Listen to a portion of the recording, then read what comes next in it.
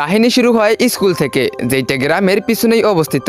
সেইখানে ছাত্ররা আসে, আরাম করে পড়াশোনা করে আর ছুটি হতেই বাসায় চলে যায়। কিন্তু যখনই রাত 12টা বেজে যায় তখন সেই স্কুল থেকে ভেসে ওঠে এক ভয়ঙ্কর বেলের আওয়াজ। না আছে চৌকিদার, না আছে শিক্ষক, না কোনো স্টুডেন্ট। সেই বেল প্রতিদিন একই সুরে রাত 12টা হতেই বাজতে শুরু করে। ওই স্কুলে এক পুরনো লাইব্রেরি, যেটা বহু বছর ধরেই বন্ধ আছে। লোকজন বলতো ওই লাইব্রেরির ভিতরে কিছু একটা আছে, অদৃশ্য ছায়া। কিন্তু সেই গ্রামেই থাকতো এক বুদ্ধিমান ছেলে, রাব্বি। তার ছোট থেকে স্বপ্ন ছিল সে একদিন পুলিশ অফিসার হবে, আর সে ওই স্কুলেই পড়তো। একদিন ক্লাসে ম্যাডাম সবার রোল নাম্বার ডাকতেছিল। সবার রোল নাম্বার ডাকা হয়ে গেলে একজনকার নাম পিছিয়ে যায়, সেটা হচ্ছে রোল নাম্বার 13। তখনই রাব্বি দাঁড়িয়ে বলে, ম্যাডাম আপনি তো সবার রোল নাম্বারই ডাকলেন, কিন্তু রোল নাম্বার 13 ডাকলেন না কেন?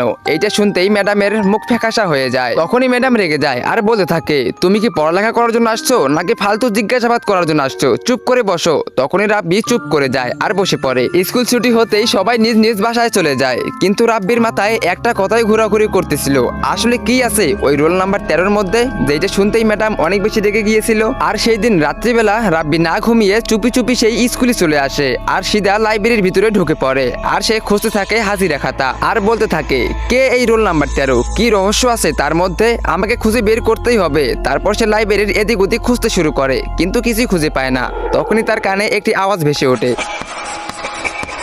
আর যখনই রাব্বি পিছনে ঘোরে তখন সে দেখতে পায় ব্ল্যাকবোর্ড একা একা কিছু লিখতেছে, আর্জুন মিস রোল নাম্বার 13। তো বন্ধুরা, কে এই আর্জুন রোল নাম্বার 13? আর কি বা রহস্য আছে তার মধ্যে লুকিয়ে, তোমরা সেটা দেখতে পারবে পার্ট 2-তে। তো পার্ট 2 দেখতে চাইলে ভিডিওতে লাইক করে চ্যানেলটাকে সাবস্ক্রাইব করে দাও আর কমেন্টে পার্ট 2 লেখো।